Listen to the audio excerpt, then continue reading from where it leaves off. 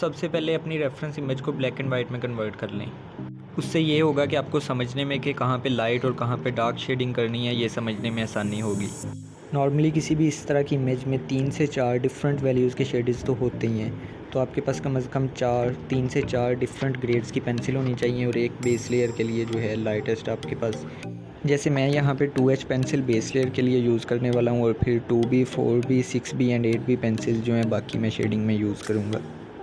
तो अब मैं सबसे पहले फोरहेड पे 2H पेंसिल से बेस लेयर ऐड करूँगा। आपने शेडिंग करते वक्त जैसे मैं अब बेस लेयर ऐड कर रहा हूँ तो बिल्कुल टाइम दे के उसे स्मूथ सी शेडिंग करनी है, कोई उसमें पैचेस ना दिख रहे हों। अगर कोई पैचेस